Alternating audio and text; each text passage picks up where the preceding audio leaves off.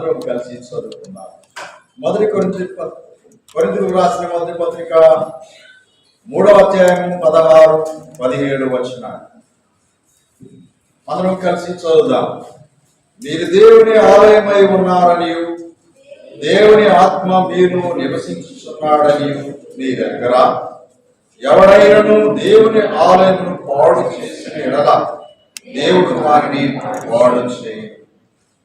దేవుని ఆలయం పరిశుద్ధమైనది, మీరు పరిశుద్ధులై ఉన్నారు. అలాగే 6వ అధ్యాయం 19వ వచనం, 6వ అధ్యాయం 19వ వచనం, మీ దేహము దేవుని వలన మీకు అనుగ్రహించబడి మీలో ఉన్న పరిశుద్ధాత్మకు ఆలయమై ఉన్నారని మీరు ఎరగరా? మీరు మీ సొత్తు కాదు, విలువ పెట్టి కొనబడిన వారు కనుక మీ దేహముతో దేవుని మహిమపరచుడి. 2వ కొరింథీ పత్రిక 6వ అధ్యాయం 16వ వచనం, 2వ కొరింథీయులకు రాసిన 2వ పత్రిక 6వ అధ్యాయం 16వ వచనం, దేవుని ఆలయమునకు విగ్రహములతో ఏమి పొందిక, మనము జీవము గల దేవుని ఆలయమై ఉన్నాము, అందుకు దేవుడు ఇలాగ సెలవిస్తున్నాడు. ఈరోజు మనం నేర్చుకుంటున్నటువంటి సబ్జెక్ట్ ఏంటి? ఆడియన్స్ చెప్పాలి.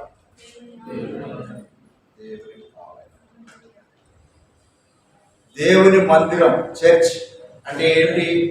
మౌంట్ జైన్ చర్చ్ అంటే ఈ కేశఆర్ నగర్లో లేకపోతే బాలకృష్ణ నగర్లో ఉన్న ఈ బిల్డింగ్. చర్చ్ అంటే ఏంటి? దేవుని ఆలయం అంటే ఏంటి?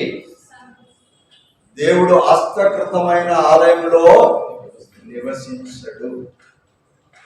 దేవుని ఆలయము ఎవరు అంటే చెప్పండి, నేనే. చెప్పండి, నేనే. అందరూ చెప్పండి గట్టిగా, నేనే దేవుని ఆలయం. భయపడుతున్నారా? దేవుడు అంటున్నాడు పరిశుద్ధాత్మకు నిలయం దేవుని ఆలయం.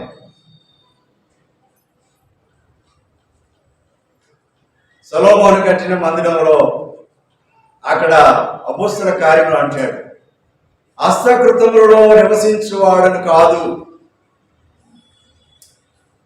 దేవుని చేత కట్టబడిన ఈ మందిరంలో దేవుడు ఉన్నాడు. దేవుని మందిరాలుగా మనం దేవుని మందిరాన్ని పరిశుభ్రపరిచిన హృదయాలు కలిగి మన హృదయంలో ఆయన నివసిస్తాడు. కాబట్టి మొట్టమొదటి ఏదోను వనములో ఆయన మందిరం పాడైపోయింది, కలుషితమైంది. హృదయాల్లోంచి యేసయ్యను కాలుతో కొట్టి ప్రక్కకు నెట్టేశారు. ఎక్కడ దాక్కున్నావు అంటే చెట్టు చాటునున్నాను అంటాడు. ఎందుకంటే నా హృదయంలోంచి నిన్ను నెట్టేశా. అందుకే దేవుడు ఏదోను వనం నుంచి నెట్టేస్తే ఇక్కడికి వచ్చా. మనం ఇక్కడ ఉండాల్సిన వాళ్ళం కాదు. హైదరాబాద్ ఉన్నందుకు బాగున్నాం అనుకుని హైదరాబాద్ కాదు, అమెరికాలో కూడా ఉండాల్సిన వ్యక్తులం కాదు. మనం ఆస్ట్రేలియాలో ఉండాల్సిన వాళ్ళం కాదు. ఏదో మనుషులు ఎక్కబడతారు డబ్బు కొరకు, తర్వాత అన్ని వదిలిపెట్టి వెళ్ళిపోతారో తెలియదు. కనుక ఇదేనో మనం నేర్చుకుంటున్నటువంటి అమూల్యమైన విషయము దేవుని ఆలయం, చర్చ్, మందిరం. అదెవరు? పక్కలకు సెకండ్ ఇచ్చి నువ్వే దేవుని ఆలయం అని చెప్పండి. ఒకరికొకరు చెప్పుకోండి. సెకండ్ ఇచ్చి పక్కలకి చెప్పండి. భయపడబాకండి. వేరే దేవుని ఆలయం. ఎంత గొప్ప ధన్యత! దేవుడు నివసించే చోటు. మనకు ఒక ఛాలెంజ్ విసిరాడు ఇంకొకటి పౌలు గారు. మీరు పరిశుద్ధాత్మకు నిలవై ఉన్నారు కారా? ప్రశ్న 2. మళ్ళా 3వ ప్రశ్న ఏంటంటే విగ్రహాలకు దేవునికి ఎలా పొత్తు? దేవుని ఆలయం మనమైతే ఈ లోపల దేవునికి సంబంధం లేని ఏ విషయం కూడా ఉండడానికి వీలు లేదు. అది ఒక విగ్రహం. దేవుని దినాన్ని దండి కొట్టడం విగ్రహమే.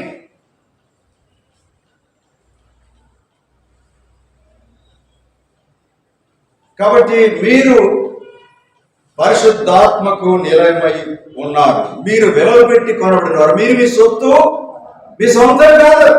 అందుకే పిలిచినప్పుడు ఇంకా రేపు వస్తాడే, ఇవ్వాలి బాగలేదు, వర్షం పడుతుంది, చుట్టాలు కూడా వచ్చారు, చుట్టాలు వస్తే చర్చికి లేటుగా వస్తావు, మంచిదే. దేవుడు పిలిస్తే వెళ్ళిపోతావు. అప్పుడు కాసేపు ఆగినాక వస్తా, చుట్టాలు వచ్చి ఇంటికాడ కూర్చుంటా అంటే కుదురుతుందా? అదెంత సత్యం, అంత సీరియస్ గా దేవుని కొరకు ఉండడం నేర్చుకోండి. Why? Because you are the temple of the Lord. దేవుని సజీవమైన ఆలయం నువ్వే. నిన్ను చూసి వేరే వాడు నేర్చుకుంటాడు. ప్రక్కవాడికి తప్పు నేర్పించే క్రైస్తవులు భూమి మీద చాలా మంది ఉన్నారు. దేవుని ఆలయం అంటే ఖచ్చితంగా పరిశుద్ధంగా ఉంటుంది, క్రమంగా ఉంటుంది, తేడా ఉండదు, ఏ భేదం ఉండదు. నాలో పాపం ఉండదని మీలో ఎవరు రుజువు చేయగలరు? నీ ప్రభు అన్నాడు. నీ ప్రభు నివసించే నీ జీవితంలో ఎవరైనా ఏది పెట్టడానికి వీలు లేకుండా నీవు ఉండాలని ఆయన నిన్ను రక్షించడానికి ఆయన రక్తం ఇచ్చి కొన్నాడు. అందుకే మీరు మీ సొత్తు అన్ని రోజులు 6 రోజులు మీ ఇష్టం వచ్చింది చేస్తారు. పరిశుద్ధమైన దినాన్ని కూడా మీ ఇష్టం వచ్చింది చేయకూడదు. దేవుని ఆరాధన దినం, పరిశుద్ధపరిచే దినం కనుక 7వ దినం ఆయన విశ్రమించాడు. 6వ దినాన్ని దేవుడు ఏం చేశాడు తెలుసా? 2 సార్లు చూశాడు, 2 సార్లు పరీక్షించాడు. మంచిది అన్నాడు, చాలా మంచిది అన్నాడు. రాత్రి విన్నారు కదా ఆ మాట, గుర్తుందా? 2 టైమ్స్ ఎవరన్నా కొడుకు కానీ బిడ్డ కానీ వాళ్ళ తల్లిగారికి అత్తగారికి అమ్మా జాగ్రత్త, అమ్మా జాగ్రత్త 2 సార్లు చెప్తారు కదా. బాబు జాగ్రత్త. అమ్మ ప్రేమ అలా ఉంటుంది. 2 సార్లు మరి వెళ్తా ఉంటే కూడా కారు దగ్గరికి వచ్చి జాగ్రత్త నాయన. అందుకే దేవుడు 2 సార్లు 3 సార్లు. కాబట్టి దేవుని ఆలయం మన హృదయం. దేవుని మందిరం అంటే ఆయన మందిరాలుగా ఉన్నటువంటి జన సమూహం. వారి జీవిత సాక్ష్యమే మందిరానికి సాక్ష్యం. కాబట్టి అది ఎవరు అంటే అది మనమే. జీవం గల దేవుని ఆలయమై ఉన్నారని మీరు ఎరగరా? కనుక దేవుని ప్రియ, ఇప్పుడు దేవుని మందిరం ఎలాగుంది? మీ చేతికి ఎన్ని వేళ్ళు ఉన్నాయి? 5 వేళ్ళు ఉన్న వారు చేయొద్దండి. కొంచెం మిమ్మల్ని ఎక్సర్సైజ్ చేయించడానికి, ఆరోగ్యానికి మంచిదండి. ఎక్సర్సైజ్ చేయండి రోజు. 5 వేళ్ళు, 5 రకాల చర్చిలు అయిపోయాయి. అందులో ఒక్కటి మాత్రమే సంపూర్ణమైన దేవుని యొక్క మందిరం, ఆలయం. ఆ మందిరం మాత్రమే ఎత్తబడుతుంది. అది నిరంతరం పరలోక రాజ్యంలో దేవునితో ఉంటుంది. మీరు ఏ రకమో ఇప్పుడు వింటూ జాగ్రత్తగా సరి చేసుకోండి. ఈ 4 రకాల్లో ఉన్నారా? నష్టం మీకే. 5వ రకం ఏమిటంటే అద్భుతంగా, ఆశ్చర్యంగా ప్రభువు వారినికై అలంకరించి సిద్ధపడే వధువు సంగమా. ఆమేన్ హల్లెలూయా, ఆమేన్ హల్లెలూయా, ఆమేన్ హల్లెలూయా, ఆమేన్ హల్లెలూయా. ఏ సంఘమైనా కూడా ఆయన వధువుగా, వరుడుగా ఆయన రాబోతుండగా ఆయన కొరకు సిద్ధపడిన సంఘమే ఆయన వధువుగా తీసుకుని ఆ యొక్క సార్వత్రిక ప్రపంచ కళ్యాణంలో సంఘాన్ని ఆయన భార్యగా అంగీకరించి పరలోకానికి తీసుకెళ్తాడని పరిశుద్ధ గ్రంథం చెబుతుంది. అదే వరునికై అలంకరించబడే పరిశుద్ధ సంఘం. అది ఎవరు చెప్పండి? నేనే. చెప్పరేంటి? ఎంతసేపు అన్నది మళ్ళీ ఎవరో కాదండి, నేనే. నేను ఆయన కొరకు సిద్ధపడే వధువు సంఘాన్ని. I am the church. దేవుని కొరకు సిద్ధపడేటువంటి సంఘాన్ని నేనే. కాకపోతే నువ్వు విడవబడతావు. విడవబడితే నరకానికి వెళ్తావు. Right.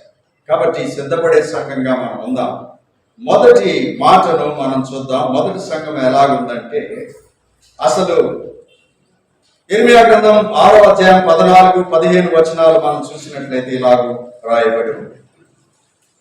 Somebody said that church is empty unless you are in it.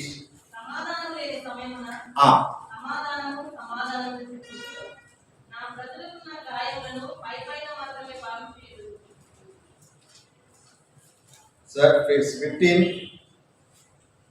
16 కూడా చదవండి.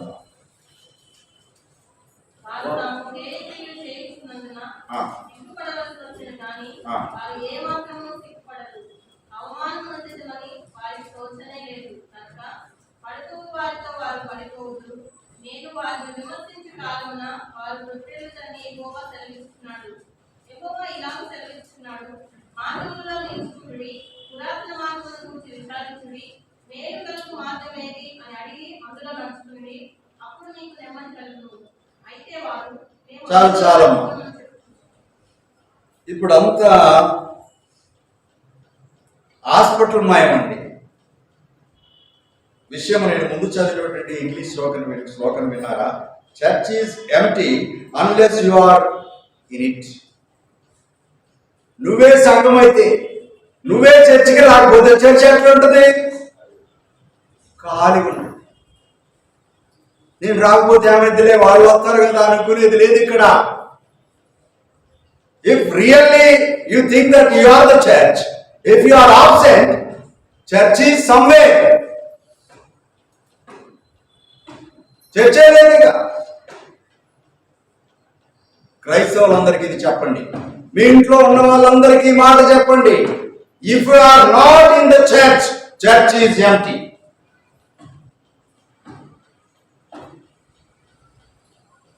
ఎందుకో తెలుసా? చర్చిలో ఉన్న హాస్పిటల్ సందడి ఎక్కువైపోయింది.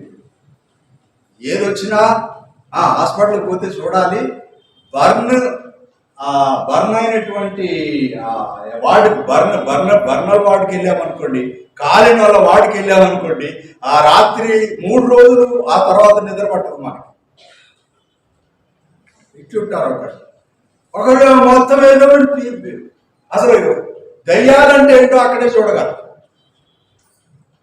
మొత్తం కాలిపోయి మూతిట్లో కొంతమంది ఉంటుంది, రకరకాలుగా అసలు చూసి భయం వేస్తుంది. రాత్రి కనుక వాళ్ళు గుర్తొస్తే నీకు నిద్ర పట్టదు.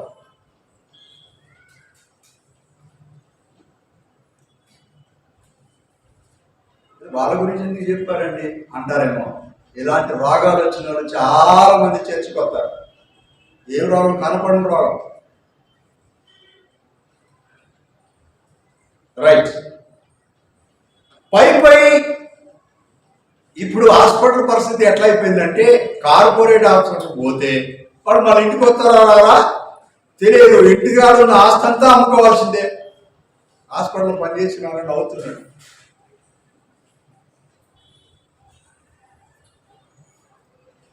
అందరినీ నేను అనడం లేదు. ఇప్పుడు చర్చి కూడా 5 రకాలు ఎట్లనో, హాస్పిటల్ కూడా అన్ని రకాల కంటే ఎక్కువ ఉంటాయి. నిజమైనది, అబద్ధమైనది, మోసభరితమైనది, సరైనది, సరి కానిది కూడా ఉన్నది. కాబట్టి ఇది లోకం. ఇర్మియా గ్రంథంలో ఎలా ఉన్నారు సిస్టర్ అంటే, బాగానే ఉన్నానంట. లోపల ఏముంటుంది చెప్పండి. ఇప్పుడు అందరు లోపల ఏముంది చెప్పుకోండి. నీ హృదయంతో నా ప్రాణమా యెహోవాను సన్నిధించుము, నా అంతరంగంలో ఉన్న సమస్తమా ఆయన పరిశుద్ధ నామమును సన్నిధించుము, నా ప్రాణమా యెహోవాను సన్నిధించుము, ఆయన చేసిన ఉపకారములు దేనిని మరువకము. అంటే అంత సమాధానంగా ఉన్నావా? సమాధానం అని చెప్తారు కానీ పైకే పై భక్తి ఎంతమందికి లేదు. కాబట్టి దేవుని బిడ్డలకు దేవుడు సమాధానం ఇచ్చేటువంటి సంఘాలుగా ఆయన చెప్పాడు. సమాధానం మీకుందా? సమాధానం లేకుండా సమాధానం ఉన్నదని చెప్పి మీరు లేనిది ఉన్నట్టు ఉన్నది లేనట్టు చెబుతున్నారు. నేను హాస్పిటల్ సందడి, ఆరోగ్యం పేరు మీద వసూళ్లు, వాడకూడని మందులు వాడడం. మేము హాస్పిటల్లో ఉన్నప్పుడు కరోనా టైంలో 3,000 రూపాయల మెడిసిన్ని 47,000 రూపాయలకు అమ్మి బిల్లు కూడా ఇచ్చారు వాళ్ళకి. ఆ బిల్లు చూసి మేము ఆశ్చర్యపోయాం. అదే ఇంజెక్షన్ మేము వెళ్ళి షాప్లో 3,000 కొనుక్కొస్తే వాళ్ళు అదే మెడిసిన్ వేరే షాప్లో బిల్లుతో సహా 47,000 కొనుక్కొచ్చారండి. మాకు బుర్ర తిరిగిపోయింది. ఉన్నాయి సగం రాలిపోయింది దెబ్బలు. వేరేకి ఇంత ఘోరమా? 3 ఎక్కడ, 47 ఎక్కడ?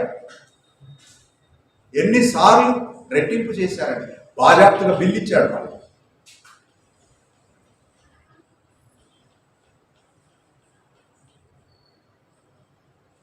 ఈనాడు హాస్పిటల్ గురించి ఎందుకు చెప్తున్నారండి? మందిరం గురించి చెప్పాలంటే హాస్పిటల్ కంటే అన్యాయంగా ఉన్నాయి మందిరాలు. ఇక్కడ చాలా మంది అలాగ ఉన్నారు. పైకి పటారం, లోన చెప్పరేంటండి, రాదా? అవి బాగా వచ్చుగా మనకి. చెప్పండి, పైన పటారం కాదు కాదు. నువ్వు పైన ఎలా ఉన్నావో ఆయన మందిరం లాగా సంపూర్ణ సమాధానంతో దేవుని బిడ్డగా ఉంటారు. ఎందుకో తెలుసా? యోహాను సువార్త 14వ అధ్యాయం 27వ వచనంలో యేసు ప్రభుల వాడు కలవరపడుతున్నప్పుడు తన శిష్యులతో, నేను నా శాంతిని మీకు అనుగ్రహించవచ్చు, నా శాంతిని మీకు అనుగ్రహించు. లోకంలో లోకం ఇచ్చినట్టు అనుగ్రహించు, నా శాంతిని మీకు అనుగ్రహిస్తున్నాను. అంటే సత్యమైనది, ఇది సత్యమైనది. అవునంటే అవును, కాదంటే కాదు. ఖచ్చితంగా సమాధానం అంటే సమాధానమే. మీ హృదయములను కలవరపడనివ్వండి. దేవుని యందు విశ్వాసం ఉంచున్నారు, నా యందు విశ్వాసం ఉంచి కలవరం లేనటువంటి మందిరాలు, సమాధానం కలిగినటువంటి వారు. సమాధానం కంటే సముద్రం చిన్నది. అర్థమైందా మీకు? సమాధానం కంటే సముద్రము చిన్నది, చాలా చిన్నది. సమాధానం ముందు సముద్రమే పనిచేస్తుంది. 75% నీళ్లతో మునిగిన సముద్రము భూమి, దానికంటే పెద్దది ఏంటంటే సమాధానం. ఎంత పెద్ద వరద వచ్చినా సమాధానాన్ని ఏం చేయలేవు. అదేదైనా కావచ్చు. నిజంగా అందరం కూడా సమాధానము కర్త అయిన దేవుడు ఈ హృదయంలో నివసిస్తున్నాడు. నేను సమాధానంగా ఏ పరిస్థితి అయినా జీవిస్తాను అని గుండె మీద చెయ్యేసుకొని ఆయన ఆలయాలుగా ఉన్నామని నిబ్బరం కలిగి ఉండడం. అంటే కలవరాలు ఎన్నో, ప్రతిదానికి కలవరమేనండి, కాదా? ఇల్లు లేకపోతే కలవరం, ఏమండి? చిచ్చు కట్టకపోతే కలవరం, కారుకి ఏమన్నా అయితే కలవరం, ఆ రోజు బిర్యానీ లేకపోతే కొంతమందికి నడవదు, అసలు పోదు లోపలికి. అది చాలా తక్కువ పోతుంది ఆ రోజు. అది మాత్రం పోతనే ఉంటుంది. అదేంటో తర్వాత బయటికి రాదు సరిగా, బిర్యానీ ఎక్కువ తింటే. వాస్తవం చెప్తున్నానండి, కాన్స్టిపేషన్ ఉండదు, ఫ్రీ మోషన్ ఉండదు అధికంగా బిర్యానీ తినేవాళ్ళకి. ఆడంబరం వద్దు, నిరాడంబరం కావాలి. దేవుని యొక్క సమాధానం మనకు కావాలి.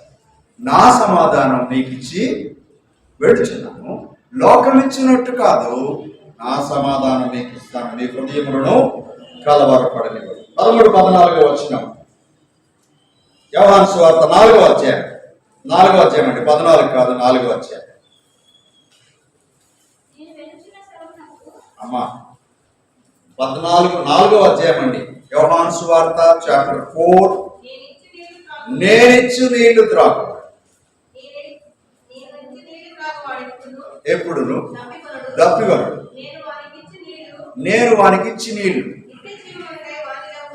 వారిలో ఊరేటి నీటి బుగ్గగా ఉన్నది.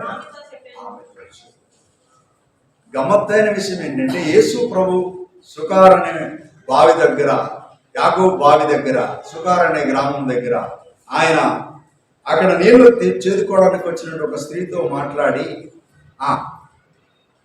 ఆమెను నీళ్లు అడిగిన ఆయన ఆమెకు నీళ్ళు ఇస్తున్నాడు. ఏమంటున్నాడు? ఆమె నీళ్లు అడిగాడు, కానీ ఈ నీళ్లు తాగితే మళ్ళా దప్పు అవుతుందమ్మా, నేనిచ్చే నీళ్లు తాగితే ఎప్పుడు దప్పికొనడు, అది జీవజలము, నిత్య జీవజలము నేను ఇస్తాను. దేవుడిచ్చే సమాధానం ఎలాంటిది? మధ్యలో ఆగిపోయేదా? సగం సగమా? సంపూర్ణమైనటువంటి సమాధానం. ఆయన ఇచ్చేది నిత్య జీవమునకైనటువంటి సమాధానం. ఈ లోకం మనది కాదు, ఈ శ్రమలు ఎన్నతగినవి కావు, ఈ సమస్యలు ఎల్లకాలం ఉండవు. సమస్యలకు అతీతుడైన సమాధానకర్త అయిన దేవుడు నాకు తోడుగా ఉన్నాడు. సమస్యల నుంచి నన్ను విడిపి సమాధానం కలిగి ఉండేటువంటి హృదయాలు నిజమైన ఆయన ఆలయాలు. ఇక్కడ ఎవరికి సమాధానం లేదు. ప్రభు మరలా మనని తన ప్రేమతో జ్ఞాపకానికి తెస్తున్నాడు. సమస్యలో నీవు ఉండొచ్చు, బాధలో నీవు ఉండొచ్చు, ఇబ్బందిలో నీవు ఉండొచ్చు, రోగంలో నీవు ఉండొచ్చు, కానీ అది ఎక్కువ కాలం ఉండదు. ఆయన సమాధానం కర్త. నీకు సమాధానం ఇచ్చుటకు ఆయన ఈ లోకానికి వచ్చాడు. కనుక దేవుని ఆలయం వారం ఇచ్చి వారం, రోజు ఇచ్చి రోజు, ఇప్పుడు కనపడిన సమాధానం మళ్ళీ కాసేపటికి లేకపోవడం అనేది ఉండకూడదు.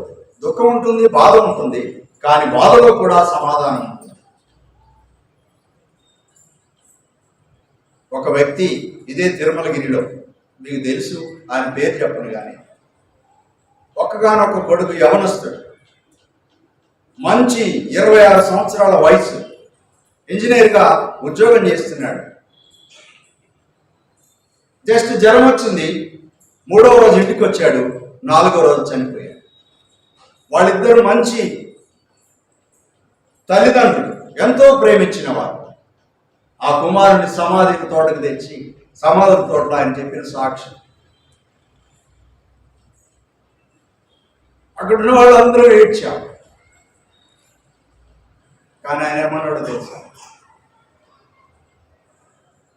దేవుడు ఇచ్చాడు, సమాధానకర్త, ఆయన సమాధానం చెందులు చేర్చుకున్నాడు. ఆ దేవుడి దగ్గరకు నేను వెళ్ళడానికి రెడీగా ఉన్నాను. నా కుమారుడు సమాధానంతో ప్రభు దగ్గర ఉన్నాడు, అందుకు నేను సంతోషిస్తున్నాను. మేము కూడా సమాధానం కలిగి ఉండడానికి మా కొరకు ప్రార్థన చేయండి అన్నాడు. What a great peace, joy in Jesus Christ. అట్లా చెప్పగలగాలి క్రైస్తవులు. కష్టమే, కానీ అది సత్యము. నీవు సమాధానాన్ని కొనుక్కోలేవు. ఆయన ఇచ్చింది ఉచితంగా తీసుకుంటే నీతో ఉంటుంది. కనుక ఇది మొదటి సంఘం. సమాధానం అని చెప్పి సమాధానం లేకుండా బ్రతకడం, సత్యవంతుడు దేవుడు అని చెప్పి అసత్యంగా బ్రతకడం, దేవుడు క్రమశిక్షణ కలిగిన వాడని క్రమశిక్షణ లేకుండా పనిచేయడం, దేవుడు పరిశుద్ధులని అపరిశుద్ధంగా మన క్రియలు చూపించడం. ఈ సంఘానికి ఏం పేరు పెడతారో మీరే పెట్టుకోండి. ఇలాంటి స్థితిలో మీరుంటే ఇప్పుడే మార్పు చెందడానికి ఇష్టపడండి. నెంబర్ 2, రెండవ అంశానికి వస్తే, హెబ్రీయులకు రాసిన పత్రిక 5వ అధ్యాయం 12 నుంచి 14 వరకు రాయబడినటువంటి మాట గమనించండి.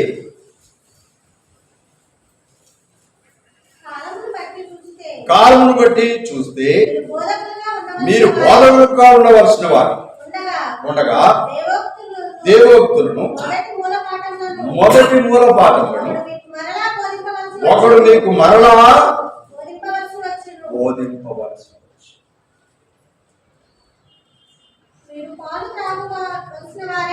కానీ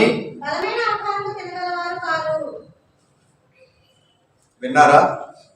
చాలా మంది, మా తాత క్రైస్తవుడు, మా ముత్తాత క్రైస్తవుడు, నేను క్రైస్తవుడు. అయితే ఏం ఒరిగింది? నువ్వు ఇంకా బాగా, ఇంకా నీకు మూలపాఠాలు నిలబడి దేవుడి గురించి సాక్ష్యం చెప్పడం కానీ, దేవుడి గురించి ధైర్యంగా మాట్లాడటం కానీ, దేవుడి బిడ్డగా దేవుని అనుభవాన్ని నీ జీవితంలో చెప్పడం కానీ చేత కాదు. ఇన్ఫెంట్ బేబీ, 6 నెలల పాప 1 సంవత్సరం పాప తాగినట్టు అని పాలు తాగుతున్నారు. పాలు తాగే క్రైస్తవులారా, భోజనానికి సిద్ధపడండి. ఎదుగుదల లేని క్రైస్తవులు 100 సార్లు సిగ్గుపడండి. నువ్వు దేవుని సంఘమైతే ఎన్ని సంవత్సరాల నుంచి క్రైస్తవురాలు నీవు ఏ స్టేజ్లో ఉన్నా? స్కూల్కి వెళ్తే ఎన్ని సంవత్సరాలు చదువు వస్తుందండి? 25 ఏళ్ళు అయినా కూడా ఇంకా 5th క్లాస్.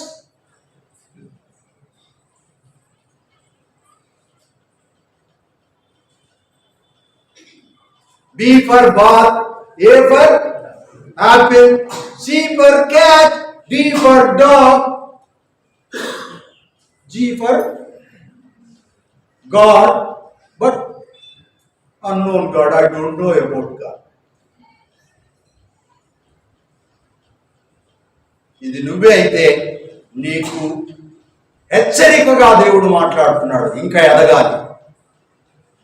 క్రైస్తవులు అంటే దేవుని ఎరిగి ఆయన కొరకు బ్రతికేవాడు. ఆచారికంగా 20 ఏళ్ళు 30 ఏళ్ళు చచ్చిపోయేటోళ్ళు కాదండి, ఎత్తబడడానికి సిద్ధపడేవారు.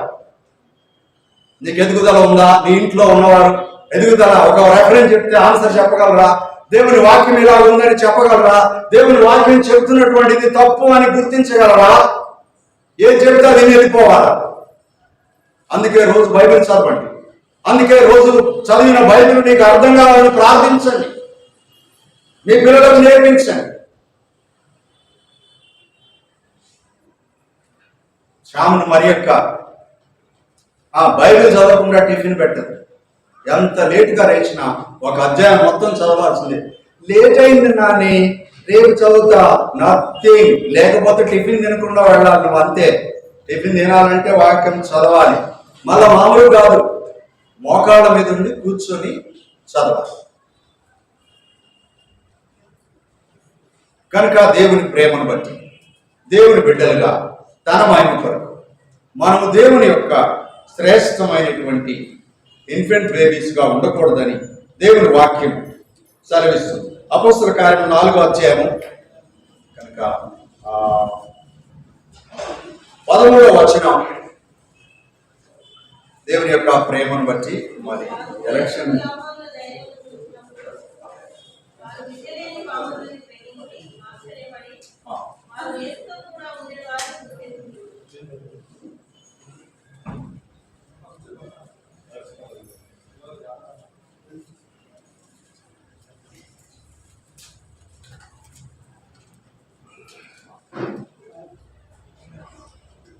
రెండు నిమిషాలు వెయిట్ చేస్తారా? Thank you. కాబట్టి మన ప్రాంతము మరి ఎమ్మెల్యే అభ్యర్థిగా ఉన్నటువంటి బండారు లక్ష్మారెడ్డి అన్న వచ్చారు. వారు మన ప్రాంతంలో ఎమ్మెల్యే అభ్యర్థిగా ఎంతో గౌరవ మర్యాదలు కలిగి అద్భుతమైన పనులు చేయగలిగిన వారుగా ఉన్నారు. ఆల్రెడీ మీటింగ్లో వారితో మాట్లాడారు. మరి విషయం మనం చెప్పకముందే వారు నోట్ చేసుకున్నారు. ఆ దినాన్ని ఆల్రెడీ వారు ప్రిపేర్ చేసి తెచ్చారు.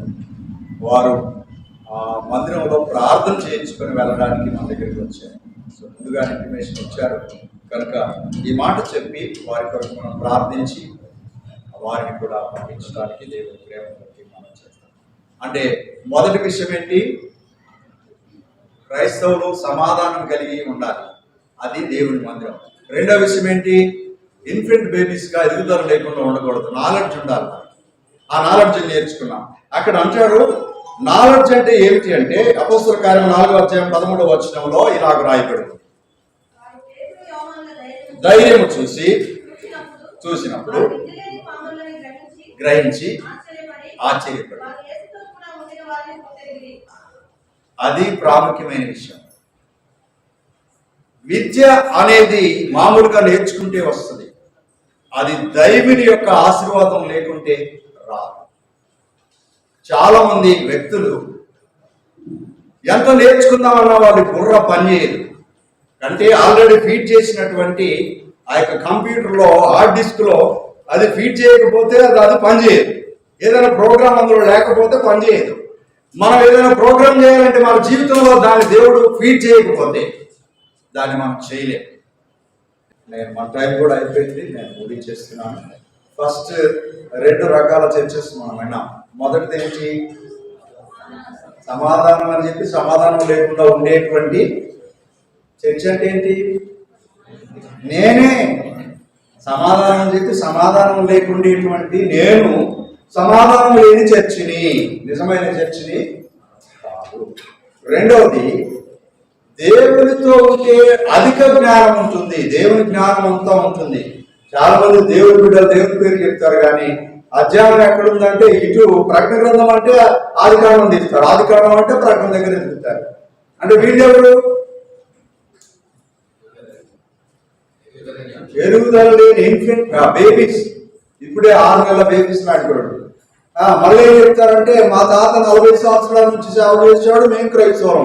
సిగ్గు లేకపోతే సరిపోయాయి. ఎన్ని ఏళ్ళతో ఉంటే నీకు దేవుడి గురించి ఏం తెలుసు? 40 ఏళ్ళు అని చెప్పావు, నీకేం తెలుసు దేవుని గురించి?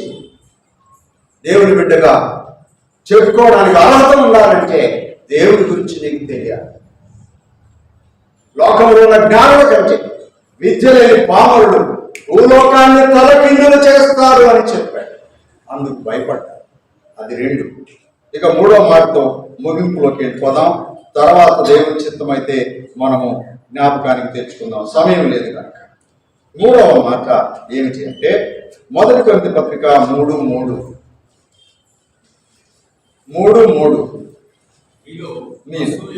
అసూయ గలహమును ఉండక మీరు శరీర సంబంధులైన మనుష్య నడుచుకున్న వారు కారా? అప్పుడు నేను పౌరువాడను. చాలండి. ఇక్కడ ఏంటంటే కాన్ఫ్లిక్ట్స్ లేక కొట్లాట్లు, ఫైట్స్. మేము వాళ్ళ ఇంటికి రావండి అని చెప్పడం చాలా మంది ఉంటారు, చెప్పకుండా కూడా రాకుండా మానేసిన చాలా మంది ఉంటారు. క్రైస్తవుడికి శత్రువు అనేవాడు ఎవరు ఉండకూడదు, ఎవరింటికైనా వెళ్ళాలి. ఫైటింగ్స్, ఒకే చర్చలు ఉంటారు, ఒకరితో ఒకరు గుమ్మడికాయలాగా ఇంతలో పెడతారు, అలా కనపడగానే ఏమో అయింది.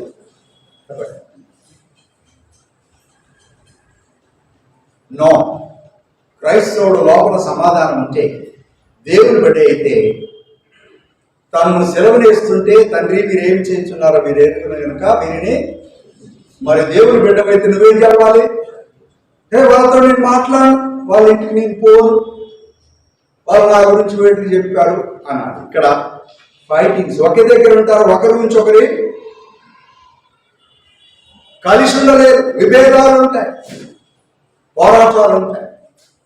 చాలా మంది సొంత బంధువులు కూడా పోరండి, వాళ్ళు కూడా క్రైస్తవులు అంటారు. నేనన్నాడు వాళ్ళు క్రైస్తవులు అనేకూడదు. క్రైస్తవుడు దేవుని మనసు కలిగిన వాడే క్రైస్తవుడు.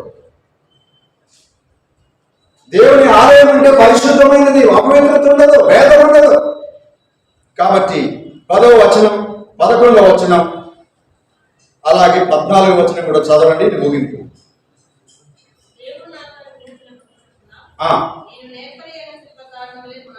పునాది వేసుకుని మరి ఒకడు దాని మీద కట్టుచున్నాడు.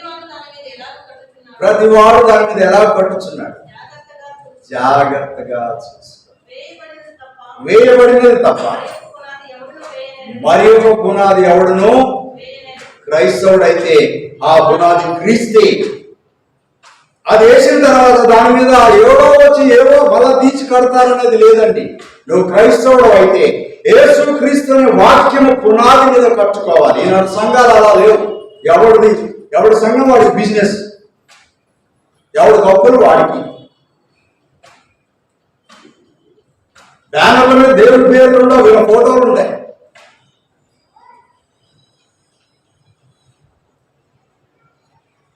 కాబట్టి కలతలు లేని, కల్మషం లేని, పరిశుద్ధమైనటువంటి క్రీస్తు పునాది మీద కట్టబడిన హృదయంగా మత్తయి సువార్త 7:24 అనుకుంటాను కదా, 7:24 వచనంలో ఏముంది?